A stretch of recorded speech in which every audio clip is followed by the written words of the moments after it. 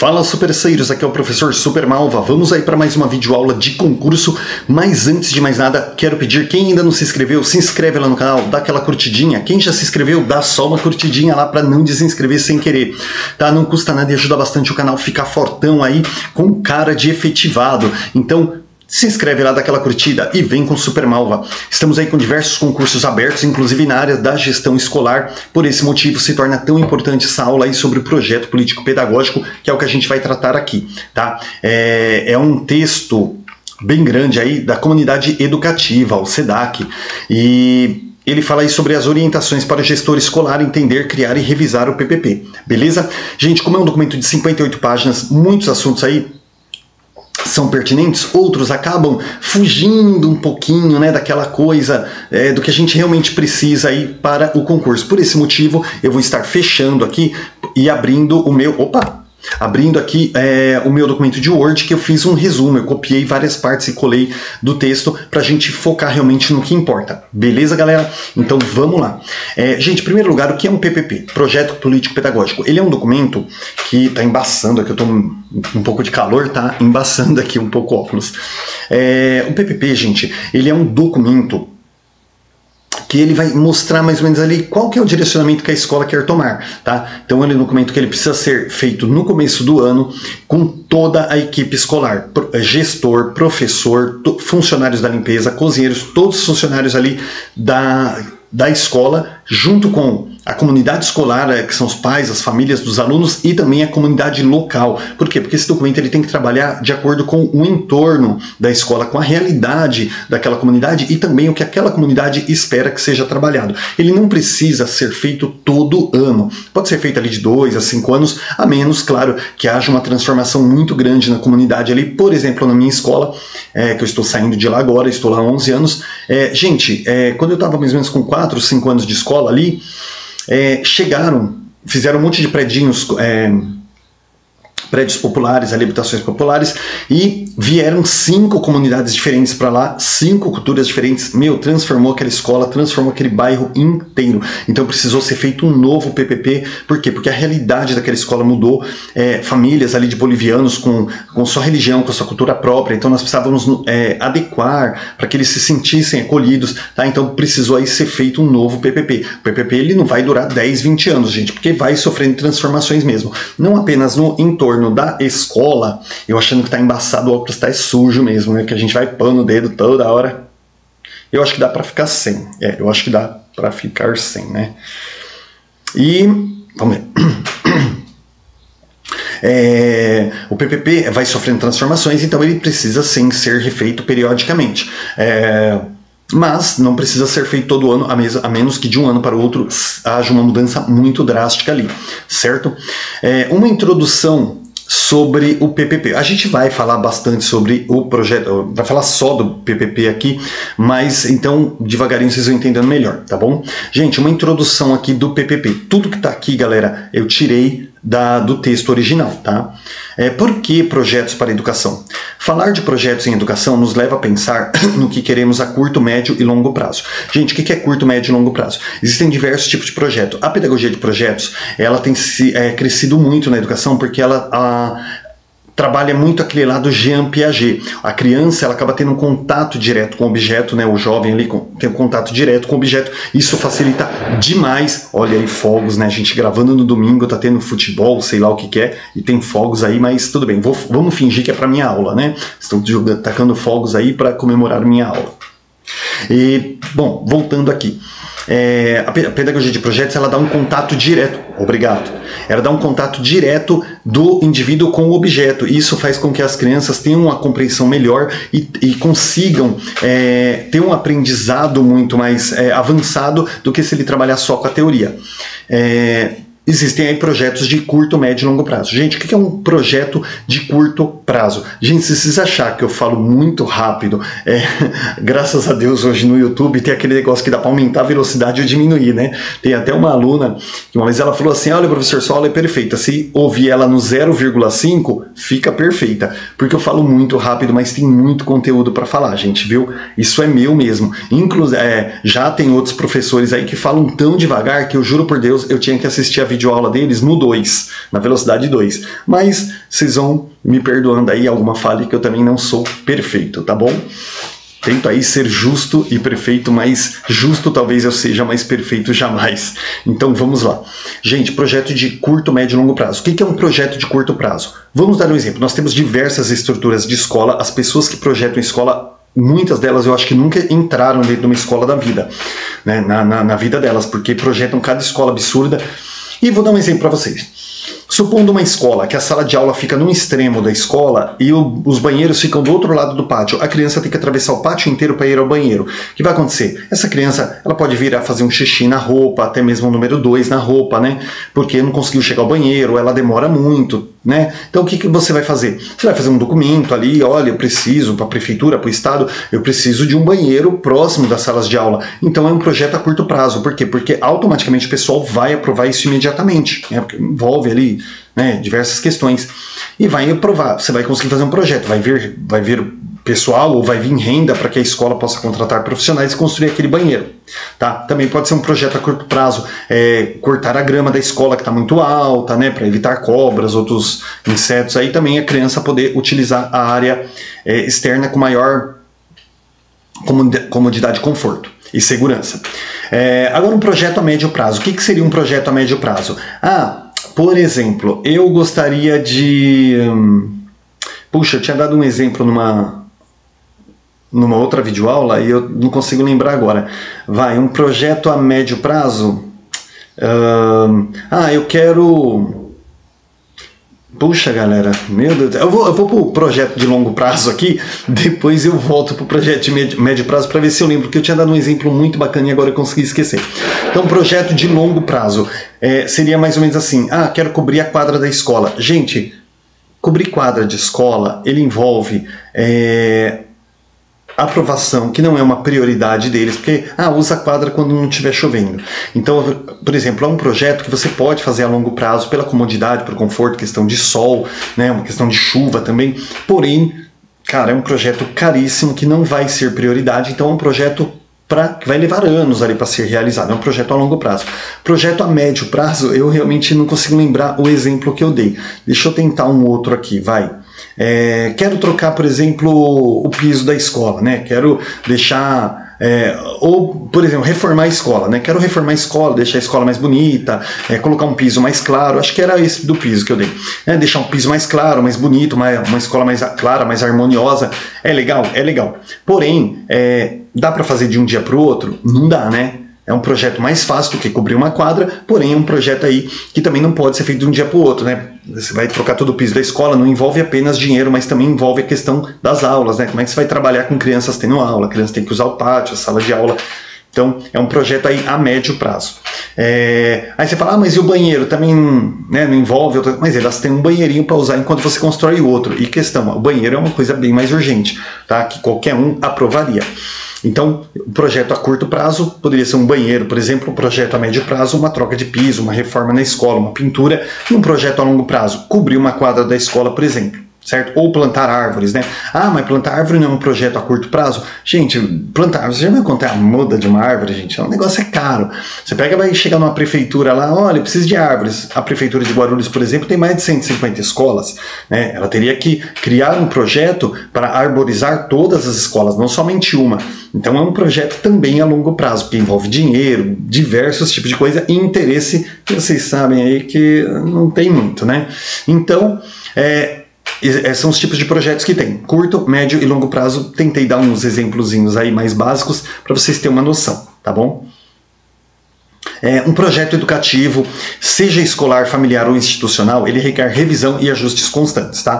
Ele é também permanente. Então, gente, quando você monta um projeto, você não fala assim, tá feito aqui nosso projeto, vamos lá, validar ele no cartório e não pode mais ser mudado. Isso não existe. Durante o percurso do projeto, você vai ver que muitas coisas têm que ser mudadas. Quando você constrói uma casa, o arquiteto vai lá, desenha todo o projeto da casa. O mestre de obras, ele vai mudar muita coisa, porque ele vai dizer, essa tomada que você colocou, eu tenho que colocar uma coluna bem aqui para segurar tal parede. Eu não tenho como furar uma coluna para colocar uma tomada, mesmo até porque eu vou enfraquecer a coluna. Então, eu tenho que jogar a tomada mais para cá. Então, muitas coisas elas vão sendo ajustadas durante a construção da casa, porque no papel, gente, gente, tudo é muito fácil. Tá? Na hora que você vai construir, de repente ali aquele solo, bem naquele local ali, que iria colocar uma coluna, por exemplo, uma sapata e uma coluna, é um local do terreno que o solo ele é mais argiloso, né?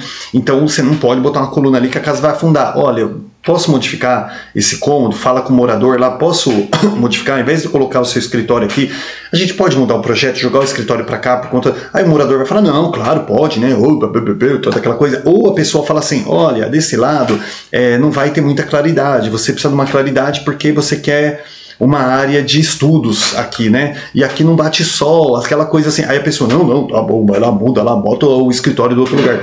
Então, todo projeto, ele tem mudanças durante o seu percurso, né? Por diversas situações, porque na hora da prática, gente, é diferente de quando você desenha um negócio na teoria.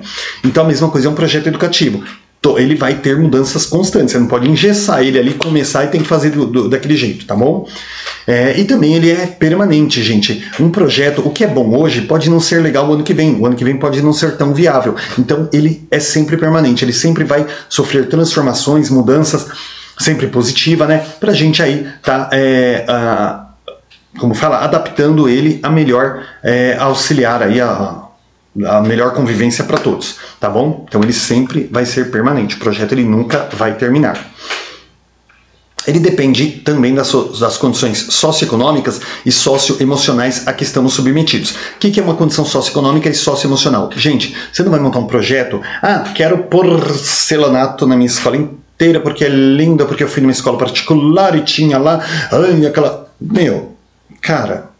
Para você colocar, por exemplo, uma escola pública, que normalmente são escolas grandes, porcelanato numa escola inteira, sala de aula, corredor, banheiro, pátio, gente, você gastaria praticamente o dinheiro de construir uma segunda escola e atender mais crianças, né? Aí você vai lá, faz lá um cimentadozinho, aquele cimentadozinho cheio de granulado, né, que a gente conhece, que vai lá, passa, deixa lisinho, facilita para lavar, a criança não vai se machucar, mas, gente, você vai poder atender mais crianças com o outro dinheiro do que você fazer uma escola linda com porcelanato e entra naquela questão que eu falei também. Você vai colocar todas as escolas da prefeitura, de uma prefeitura, no porcelanato? Não tem verba para isso, né, gente? E então você tem que ver as condições socioeconômicas, tá? Você não vai montar um projeto que você não recebe verba suficiente para cumprir aquele projeto. Porque um projeto, gente, que não é concluído, ele frustra as crianças, tá? Ele frustra o jovem ali que tá fazendo ele vai já crescer com aquela coisa, eu não vou começar nada na minha vida porque eu não vou conseguir terminar. Então tem que ser um projeto ali que você tem que ter a consciência das condições econômicas que você e também que os jovens têm para executar. Essa questão do socioeconômico também ela anda junto com a socioemocional. Por quê? Gente, vou dar um exemplo aqui da pandemia. Minha esposa também é professora, esse ano ela tá muito brava porque agora em 2022 eu me removi para a escola dela, a gente vai dar aula junto e ela não queria. Mas já se acalmou, graças a Deus.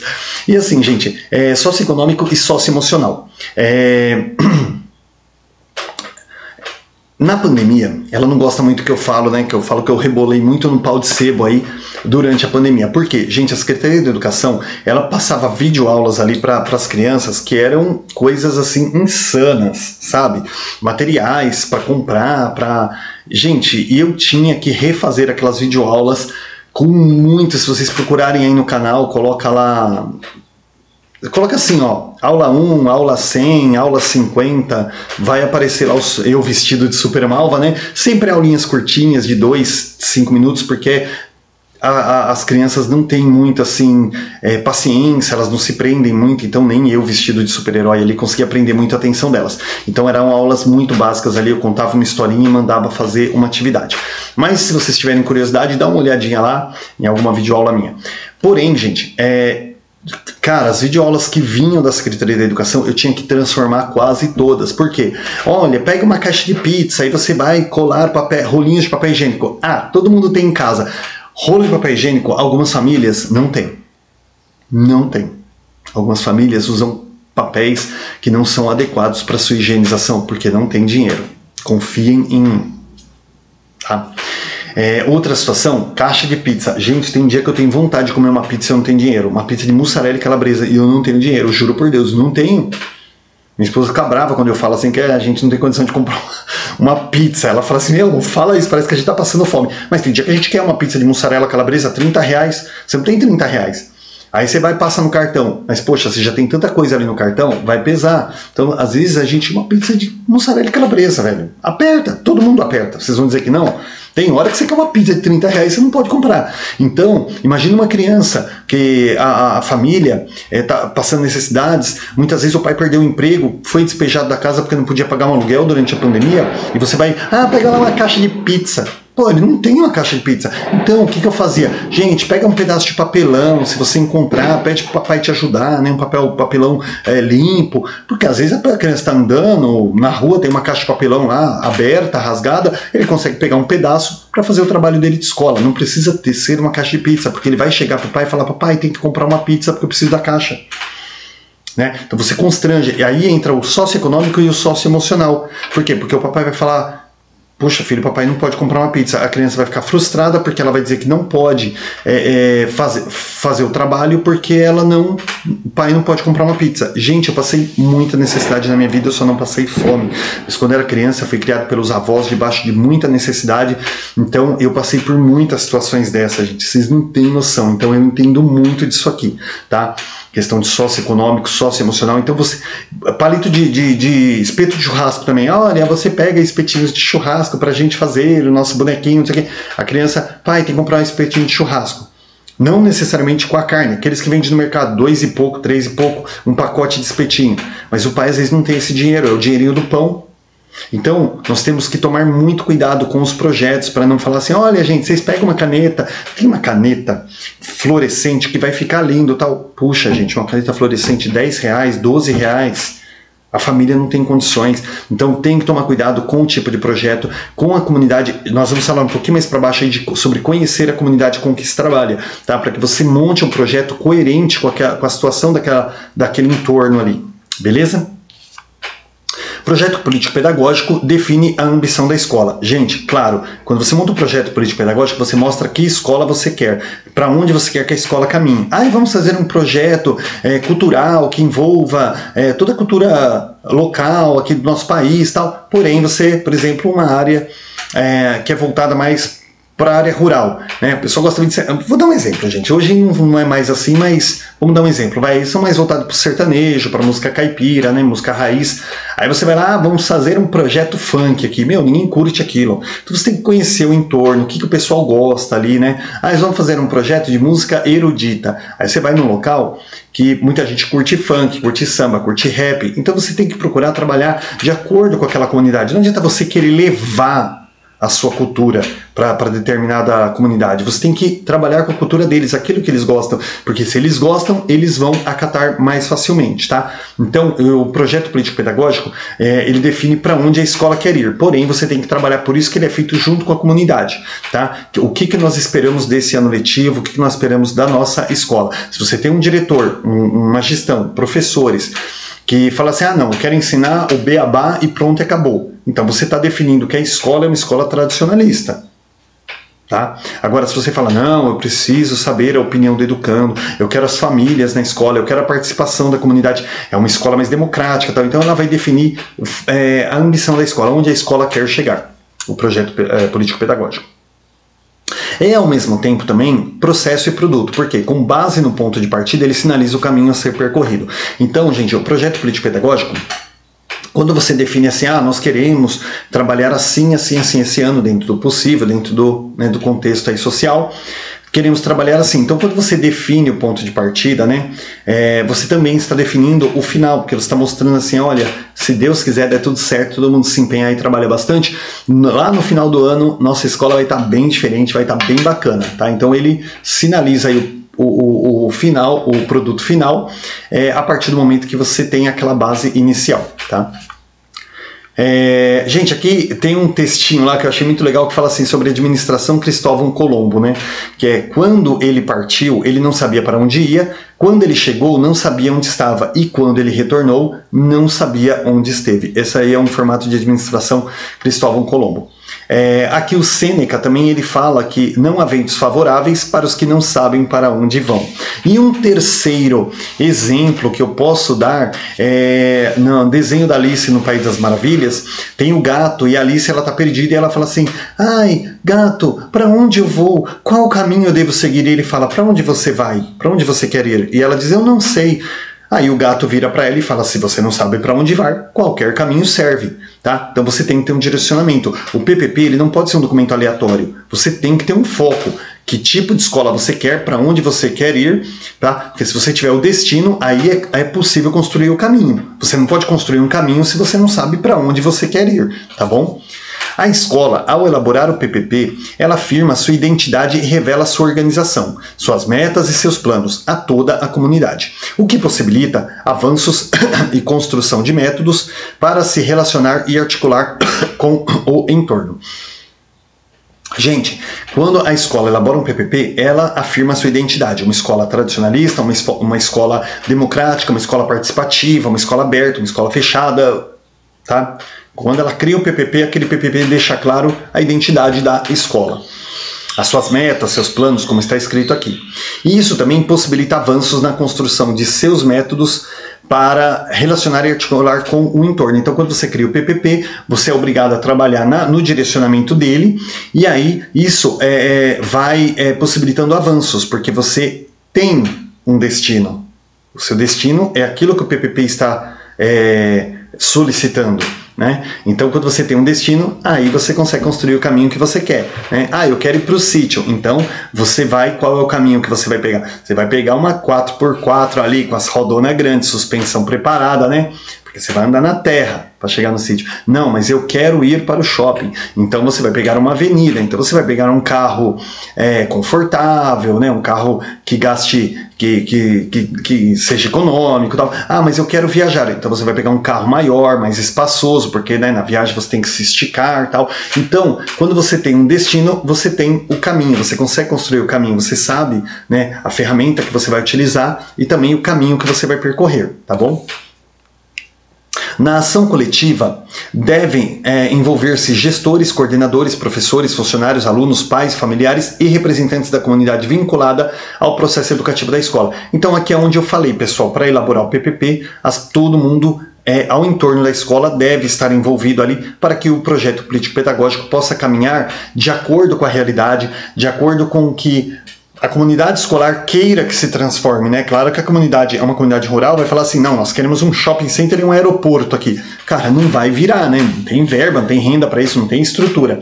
Porém, galera, se a comunidade ali falar assim, olha, pelo menos asfaltando, tendo uma rede de esgoto, um saneamento básico adequado aqui pra gente ajudar. Pô, então nós vamos trabalhar um projeto de como fazer isso e vou falar, nós tendo a participação da comunidade, nós conseguimos levantar líderes, para que também possa ir até a prefeitura e cobrar isso, né? Então isso é bem bacana, por isso que é importante a participação de todos. Além desses participantes, gente, também a escola ela conta com instâncias de colegiado, né? Como por exemplo, conselho escolar, associação de pais e mestres e também conselho de classes, grêmios estudantis, que são associações aí de pessoas que vão dedicar um pouquinho mais do seu tempo para focar realmente nesses interesses, tá?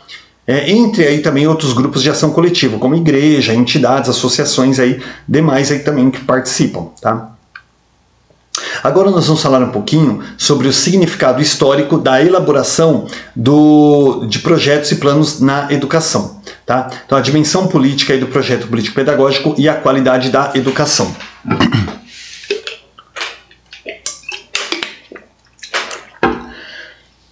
A qualidade da educação, gente, ela vai ser alcançada na medida em que a comunidade escolar se comprometer com as suas escolhas, tá? Então, para você avançar com qualidade na educação, a comunidade escolar, ela tem que estar envolvida também. Nós temos muitos problemas aí, por quê? A criança muitas vezes não avança, porque a gente trabalha na escola, chega em casa, a criança vê o contrário daquilo que ela aprendeu. Por exemplo, a gente fala assim... olha, crianças, quando usar o banheiro tem que dar descarga, né? Porque senão começa a criar bactérias, aquelas bactérias podem deixar vocês doentes, né? Aquela coisa. Olha, crianças, tem que lavar a mãozinha cada vez que vai comer, tem que escovar os dentinhos cada vez que termina. A criança chega em casa, olha, não dá descarga para não gastar, né? Deixa usar 2, 3 vezes aí, depois dá descarga. Olha, não precisa lavar a mão não. Aí o próprio pai e a mãe não lavam a mão. Aí acaba de comer, a criança fala assim, olha, eu vou escovar os dentes, né? Tal. Não, porque vai ficar gastando água e pasta de dente, né? Escova o dente na hora de dormir. Então, muitas vezes a família desconstrói aquilo que é construído na escola e precisa ter esse envolvimento, porque tem coisas que não tem como não fazer, né? Não tem como você falar assim, ó, não pode dar uma descarga porque vai gastar, a não ser quando situações aí, a pessoa não tem água, aí ela realmente, né, ela vai estocar, vai fazer aquela coisa, aí o que ela vai fazer? Filho, olha, pega meio baldinho, joga lá, né, para não gastar muita água, mas mesmo assim tem que ser feito. Escovar dente, gente, né? Hoje as prefeituras aí até dão as escovas, as pastinhas para criança, então não pode também diminuir a sua qualidade de vida, a questão de saúde, de higiene, por conta, né, de situações aí de economia financeira, tá? Então nós temos que tomar cuidado com isso aí. E as famílias, muitas vezes, elas desconstroem muito. Isso foi um exemplo que eu dei, gente. E tem muitas outras coisas. Por exemplo, o professor conta uma história, manda fazer um desenho ali, né? Fala assim, pessoal, vamos fazer um desenho mostrando essa escola, vamos contar a história através de um desenho. A criança, gente, ela adora trabalhar com aquilo, ela desenvolve muito. O pai e a mãe muitas vezes critica, fala assim, não, é para aprender. Eu tive um caso esse ano. O pai falou assim que era para a criança aprender o alfabeto, não era desenhar, não. Só que é uma criança, gente, de estágio 1, uma criança de 4 anos, gente, a coordenação motora, a criança aprende através do brincar. Eu tive que ir lá pegar um documento, se eu não me engano, da Info Escola ou da revista Escola, não lembro, que mostrava ali uma matéria que o desenho como a primeira escrita da criança, né, bem como a primeira escrita da humanidade também. Tive que explicar para aquele pai, falei, não, pai, isso aí no fundamental, a criança vai ter contato com o alfabeto, vai começar a aprender a ler e escrever. Na educação infantil é coordenação motora, a criança vai trabalhar através do brincar, né, os eixos da educação a interação social e a brincadeira da educação infantil, né, os eixos. E aí tive que explicar para aquele pai, não, mas eu não concordo, porque na minha época, só que na época dele ele não percebe que ele entrou com 7 anos na escola, hoje a criança entra com 4. Quando ela tiver 7 anos, com certeza ela já vai estar na alfabetização. E o pai não tem essa visão. Então as famílias, muitas vezes, por não ter esse contato com a escola, eles começam a desconstruir, né, dizer que o professor não presta, porque o professor não ensina aquilo que deve. Gente, é muito complicado isso daí, tá? Então a qualidade da educação ela será alcançada aí na medida que a comunidade ela se comprometer com as suas escolhas, né, ver aquilo que realmente é bom. Muitas vezes os pais mandam a criança para a escola para não perder o Bolsa Família, e a gente fala, pais, não, o Bolsa Família ele é muito importante, porém o foco da criança é vir para a escola para aprender, tá? Não é para receber Bolsa Família. Muitas vezes o pai manda a criança para a escola, ele não aprende nada, mas eu mando ele para não perder o Bolsa Família. Não pode, né? Tu tem que ter esse comprometimento. Mas em que contexto social o PPP ele está inserido, gente?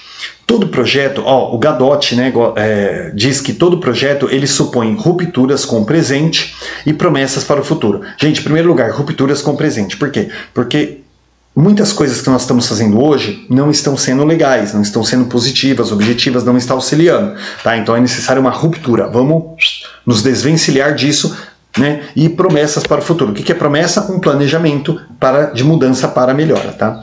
Projetar significa tentar quebrar um estado confortável para arriscar-se, atravessar um período de instabilidade e buscar uma nova estabilidade em função da promessa que cada projeto contém de estado melhor do que o presente. Então, aqui acabou falando exatamente o que eu acabei de explicar, né? Então, quando você fala em projetar, você vai criar uma instabilidade, você vai instabilizar aquilo que está estável hoje. Mas vai instabilizar por quê? Porque está num processo de mudança para estabilizar de uma forma melhor lá na frente, tá bom? Na esfera da União, por meio do Ministério da Educação,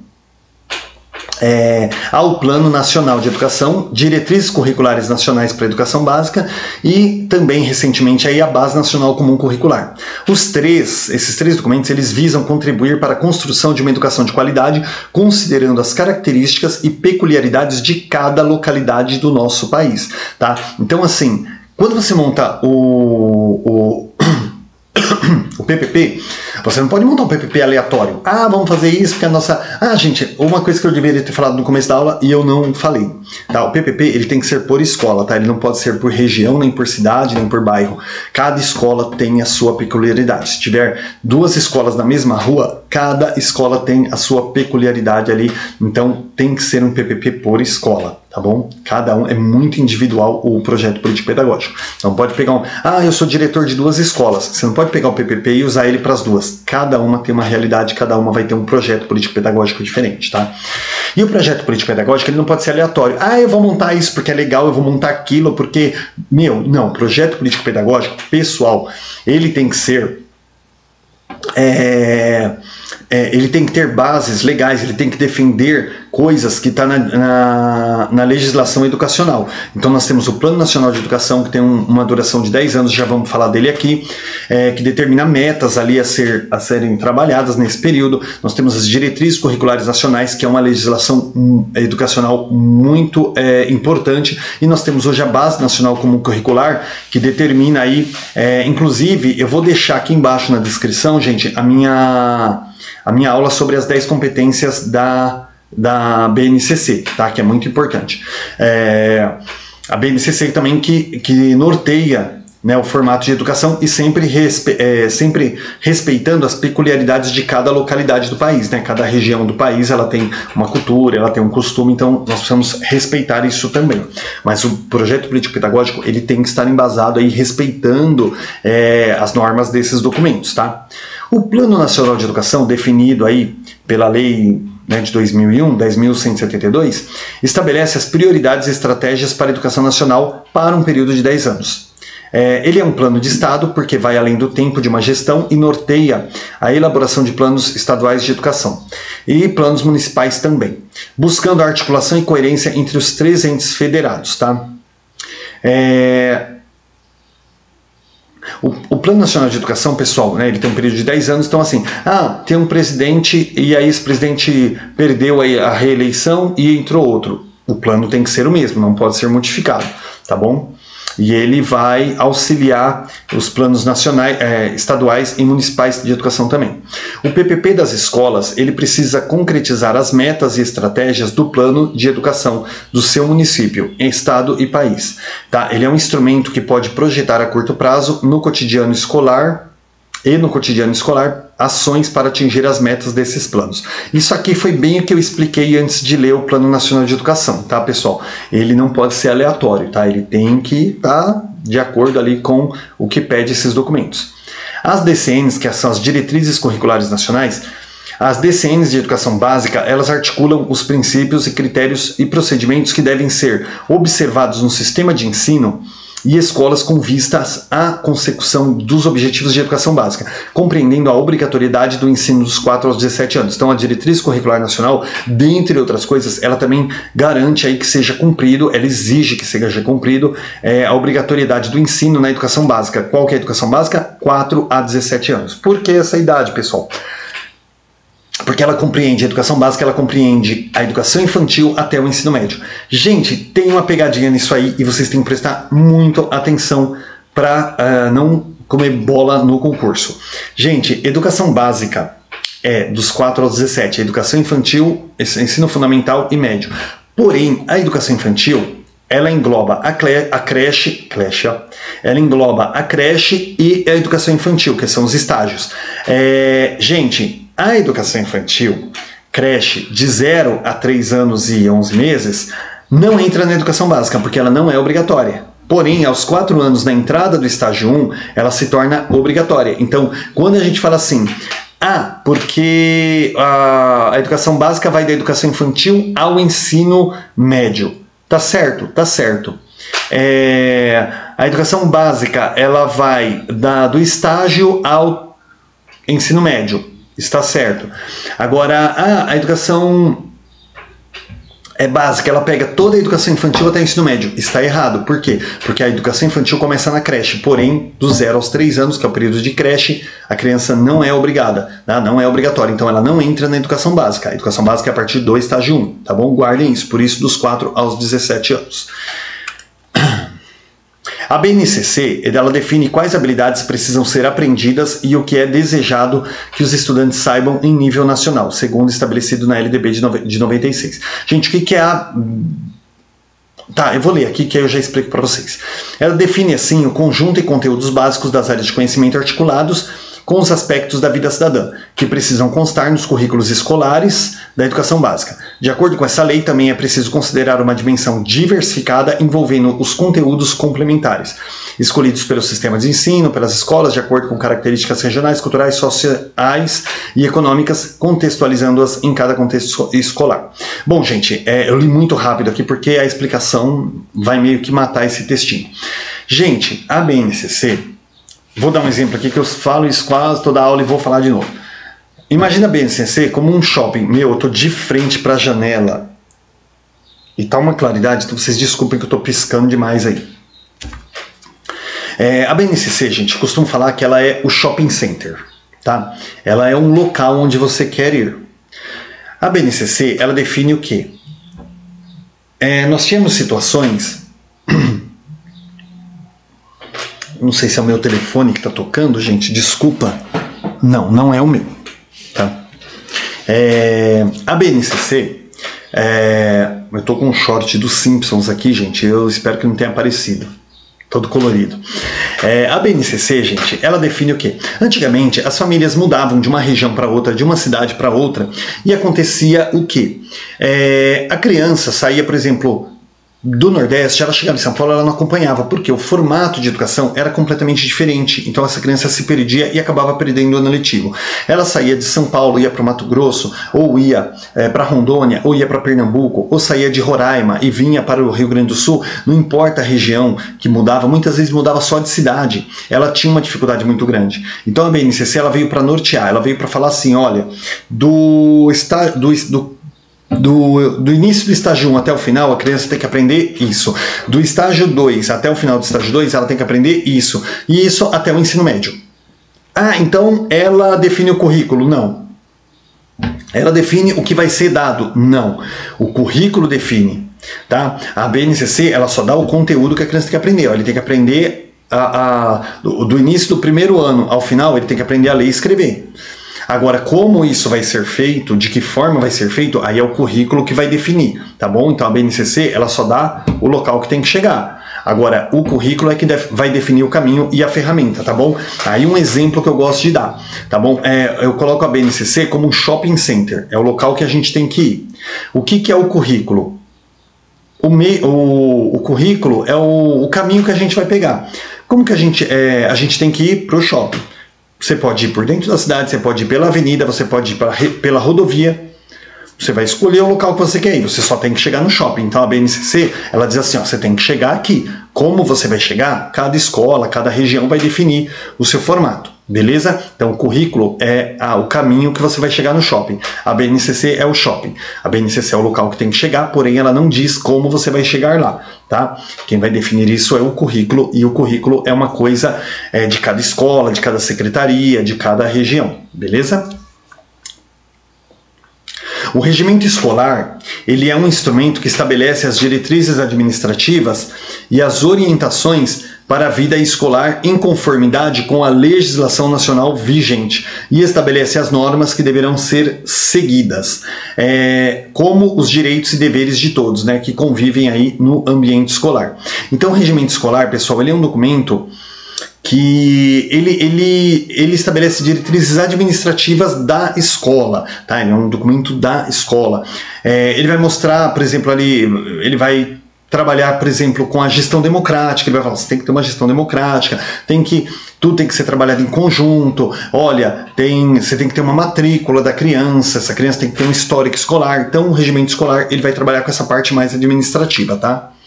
Ele deve ser elaborado a partir das reflexões da escola, que a escola tem de si mesma, né? A rede, por exemplo, ela pode ter um regimento comum, e as unidades podem ter ali o seu próprio regimento, com a definição de suas normas e regras de acordo com o da rede.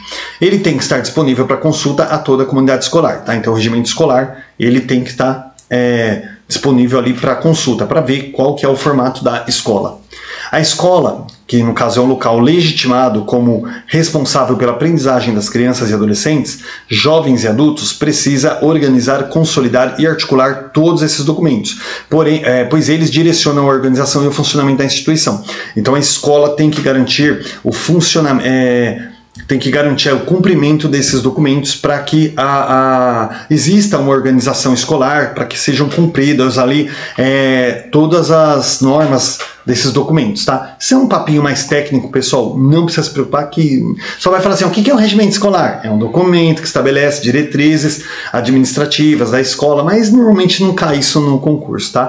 Minha esposa tá brava aqui, ela deu um sinalzinho pra mim ali, porque eu levantei aqui e falou, é aquele shortinho curto aí do Simpson, pô, matou a sua aula, né? Mas tomara que não tenha aparecido aqui meu short colorido dos Simpsons. Parece aquelas coisas de filme, né? Que o âncora da TV, terno e gravata, quando ele levanta tá de samba canção, né? Mas eu precisei levantar para ver um negócio aqui. Tomara que não tenha aparecido aí para não queimar a aula. É obrigatório as escolas terem um PPP? Gente, eu vou começar por aqui por baixo, depois eu subo, tá? Ó. Não existe uma lei federal que define a obrigatoriedade da elaboração do PPP, mas indicam a autonomia das escolas, para que as escolas tenham autonomia, elas terem seus planos e construírem mecanismos de participação dos profissionais e da comunidade no processo de elaboração. Por quê, gente? Vamos voltar para cá. Gente, exige? Não. É obrigado? Não. Mas é importante, porque se você tem um PPP, você tem um direcionamento. Eu lembro que eu dava aula, gente, eu montava meus planinhos de aula, fazia as coisas, e de repente começou a coordenação cobrar semanário. Meu, puta cara, todo mundo reclamou daquilo, né, do semanário. Pô, que coisa chata, isso, aquilo, aquela coisa. Só que quando eu comecei a fazer o semanário, eu percebi que aquilo me ajudou no meu planejamento, que vocês não têm noção. Porque eu já planejava como ia ser minha semana. Gente, claro que tem ajustes e tal, mas como o semanário me ajudava. Então, foi muito legal.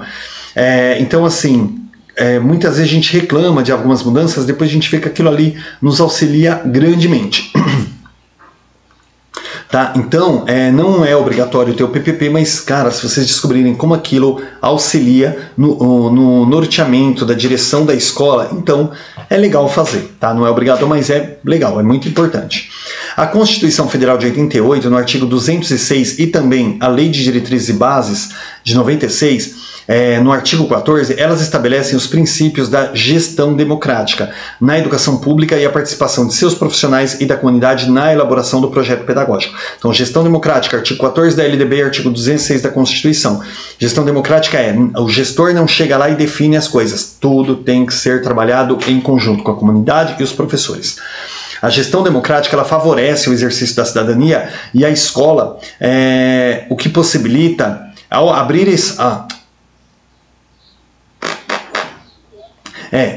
o que possibilita, né, abrir espaços de participação e diálogo.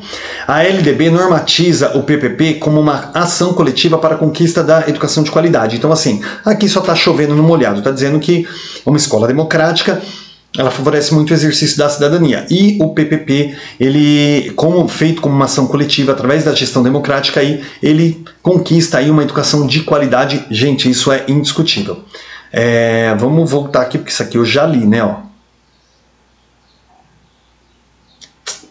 De qualquer forma, nenhum gestor escolar deveria se sentir bem sem ter um plano. Tá falando aqui, né? Como não é obrigatório, né? De qualquer forma, nenhum gestor deveria se sentir bem sem ter um planejamento para sua escola. É direito dos pais familiares conhecer o PPP da escola onde irão matricular seus filhos. Então, gente, não acredito que ninguém hoje trabalhe sem ter um projeto político-pedagógico, porque isso aqui norteia demais o trabalho da escola, orienta, organiza. Então, assim, dá um direcionamento, mostra que a escola tem um foco, tá? E é um direito das famílias conhecer o projeto político antes de matricular seus filhos, se assim for de seus interesses, né?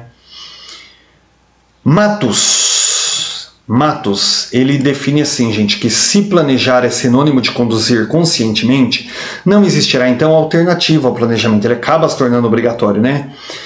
Ou planejamos ou somos escravos da circunstância. Então vamos trabalhar de acordo com a circunstância, né? Então ele está colocando aqui, se você não planeja, você acaba sendo um escravo da circunstância, do acaso, né? Negar o planejamento é negar as possibilidades de escolher o futuro. é aceitá-lo, seja ele qual for, né? Ninguém aqui, gente, quer sentar e esperar a vida passar. Todo mundo faz planos para a vida, né? E até o final do ano eu vou estar pesando 10 quilos a menos, até o final do ano eu vou ter um carro novo, até o final do ano eu vou estar aposentado, e todo mundo faz plano para tudo na vida, né? Então, por que na educação não haveria um planejamento, não é mesmo? Aí nós damos início ao capítulo 1 do nosso livro, que fala... O capítulo 1, gente, que fala aí do projeto político-pedagógico, o real e o formal. O que é o projeto político-pedagógico real, gente?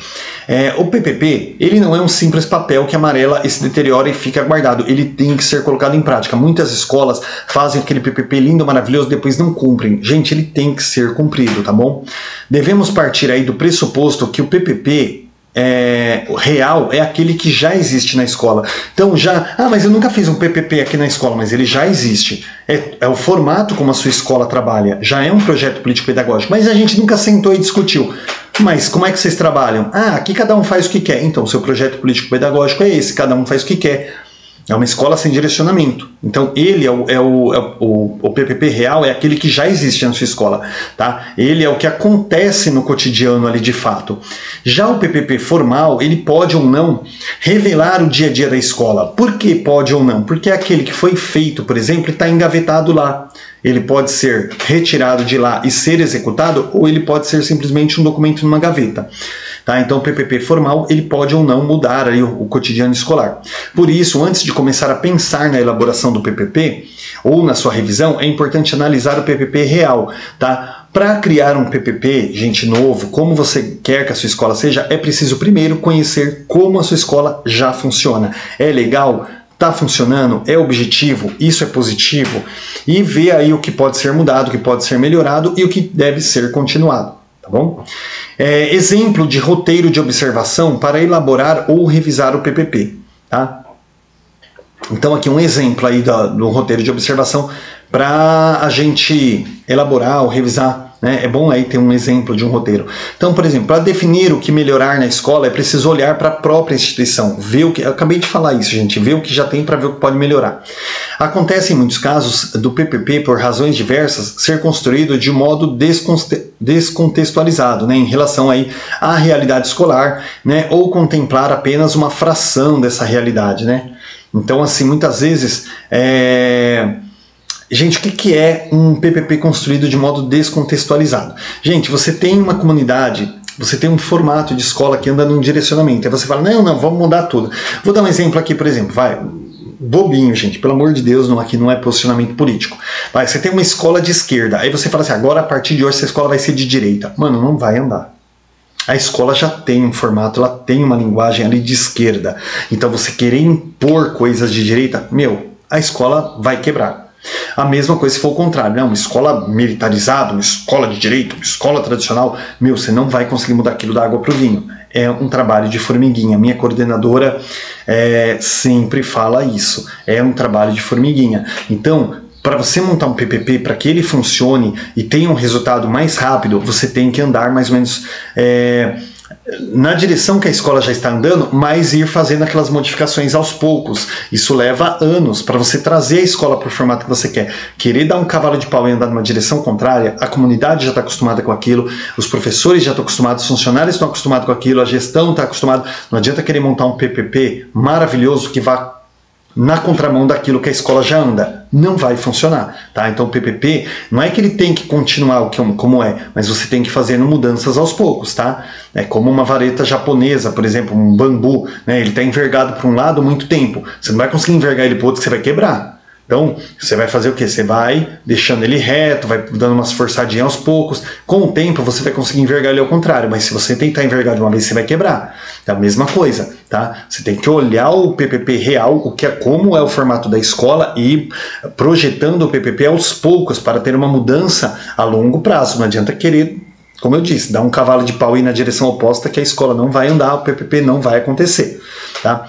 Roteiro de observação. Gente, algumas situações a serem observadas para você poder montar o PPP.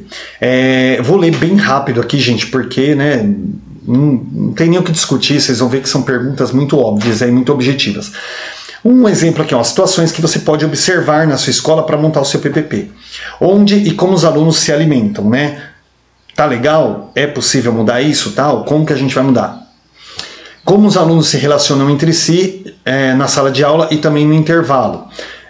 Como os alunos são chamados pelos professores e funcionários, pelo nome, pelo apelido. Porque às vezes a criança é chamada pelo apelido. Eu, por exemplo, chamo muitos alunos meus por apelidos, mas é de uma forma carinhosa. Se eu ver que é um pai e uma mãe que não gosta, eu chamo a criança pelo nome. Às vezes você vai trabalhar numa comunidade que se você chamar uma criança por apelido, o cara vai armado para te dar um tiro. Às vezes você trabalha numa comunidade que todo mundo só se trata por apelido. Então, você vai chamar a criança pelo nome, parece até que você não gosta da criança. Então, é mais ou menos disso que eu estou falando, tá? Sempre olhar, não, aqui é uma instituição e não podemos usar apelidos. Muitas vezes é uma comunidade que já se trata por apelido. E é um apelido que é normal, né? Não é uma coisa ofensiva. Então, assim, você tem que ir se adequando, tá bom? O mobiliário da sua organização, distribuição, eles são adequados para os alunos, né? Por exemplo, faixa etária, gênero, deficiência. Na minha escola, por exemplo, nós temos essa questão, né? E a instituição e o que quer ser. Gente, nossa, me confundi todo aqui, mas eu já explico para vocês. Para isso, deve considerar primeiro os problemas mais urgentes e mais graves detectados no diagnóstico educacional e blá blá blá. Qualquer coisinha vocês dão uma pausa, já vou explicar aqui para ficar mais objetivo, senão eu fico lendo, gente, o negócio fica meio maçante. Gente, o plano de ação, ele vai fazer o quê? Ele vai primeiro priorizar aquilo que é mais urgente para ser feito. Lembra da historinha do banheiro que eu falei no começo? Não apenas é um projeto de curto prazo, como também é uma coisa mais urgente, tá? Então muitas vezes a gente tem vários planos aí na escola, mas tem que ir colocando aos poucos o que é mais urgente, o que dá para esperar um pouco mais, tá? O plano de ação, ele vai organizar aí, para que a coisa ande aí, né, de uma forma mais... que a escola tenha uma objetividade, tenha um andamento melhor, tá bom? Outros itens, né, algumas escolas acrescentam ao PPP outros documentos, como proposta curricular, regimento escolar, né, com base nos itens anteriores. Gente, tudo isso é válido, tá? Mas sempre tem que ter o precedente legal lá, nunca pode ir contra a legislação educacional o projeto, tá bom? Mas pode sim ser inserido aí esses outros itens aqui. Formato do PPP. É interessante que o PPP seja produzido em formato de arquivo digital ou impresso, né, que facilite a consulta permanente. Caso ele seja impresso, gente, o ideal é não encaderná-lo, né, mas organizá-lo em uma pasta. Por quê? Vocês já vão descobrir. Cada item deve ser um texto separado para facilitar o manuseio e a revisão também quando necessário, né? Então, por exemplo, aqui, por exemplo, ó, eu coloquei na mesma linha, tá vendo? Plano de ação, outros itens. Você vai fazer um PPP, cada item, ó, isso aqui numa página, aí o 7 na outra página. Por quê? Ah, vamos mudar alguma coisa aqui no item 7? Então, você já pega aquela página. No caso do digital, vai lá, digita lá e fiz igual minha esposa. Minha esposa é a mestra da onomatopeia. E eu já ia fazendo aqui. Então você vai lá, redigita, acrescenta alguma coisa, modifica alguma coisa e coloca aquela folha de volta ali na pasta. Então, por isso que é legal esses planinhos aqui estarem separados, tá? No caso do PPP, cada item aí estar separado para que possa ir sendo modificado aí de acordo com a necessidade.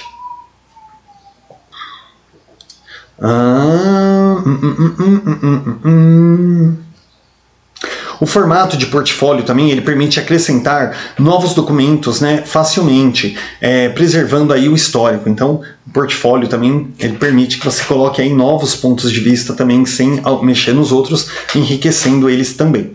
A ideia do registro permanente, gente, ela mostra quão vivo é um PPP. Então, o registro permanente mostra ali realmente o comprometimento da escola, da comunidade, de toda a equipe com a intencionalidade daquilo que quer ser feito, tá? O capítulo 3, galera, bem no finalzinho, eu não coloquei nada porque ele é uma elaboração e revisão do PPP, tá? Uma tarefa coletiva. Ele fala, gente, o texto lá ele vai repetir praticamente tudo isso que a gente viu aqui. Então, por conta disso aí que eu acabei não colocando nada, né? E aqui tem uma coisinha que ele fala assim, que é um exemplo real. Ah, tá, no final do capítulo 3 ele vai mencionar um exemplo real, que é o relato de um diretor, assim, é um exemplo sobre o PPP. Gente, eu dei tantos exemplos aqui que isso aqui se torna irrelevante mesmo, até porque não cai Ai, desculpa, gente. Não cai no concurso, tá? Gente, o básico que vocês têm que aprender sobre PPP, tá? PPP, o Projeto Político Pedagógico, ele tem que ser feito por toda a comunidade escolar, junto com a equipe escolar, gestão, todo mundo junto ali para ter um direcionamento daquilo que se quer de uma escola que se quer construir. PPP não pode ser feito engavetado. Ele tem que sim ser colocado em prática. Para ser colocado em prática, gente, PPP não pode ser uma coisa fantástica, tá? Ah, eu quero uma escola com teto solar. Tipo, quando tiver calor a gente abre o teto da escola, quando tiver chovendo a gente fecha. Meu, para, velho. Tem que fazer uma coisa consciente, coerente, de acordo com aquela comunidade escolar, de acordo com as suas condições econômicas, com as suas condições emocionais. Para quê? Para que o PPP não frustre a ninguém, nem a comunidade, nem a gestão, nem os funcionários e nem as crianças também, para que ele possa ser cumprido, que você possa ver que deu resultado, tá? Então tem que ser uma coisa dentro das condições, beleza? Galera, qualquer dúvida, coloca aí nos comentários aí que dentro dos meus conhecimentos estarei auxiliando a vocês também. Espero que vocês tenham gostado da aula, peço desculpas aí por alguma coisa que faltou, eu não sei fazer edição de vídeo, então se apareceu meu short dos Simpsons aqui, minha mulher vai me matar e vocês vão dar muita risada, mas pelo amor de Deus não façam memes, tá? E, gente, desculpa aí alguma coisinha, não sei nem se deu aí umas 2 horas de aula ou 1h30, mas deu aí para dar um desgaste. Mas eu achei interessante fazer esse vídeo para auxiliar vocês também, não apenas meus estudos, mas auxiliar vocês com um pouquinho que eu sei, tá bom? Não esquece de se inscrever, de dar aquela curtida aí, compartilha com os concurseiros para dar uma força aí pro canal do Super Malva também. Galera, bons estudos para vocês, bom concurso, que todos passem, sejam efetivados aí, tá bom? E até a nossa próxima videoaula.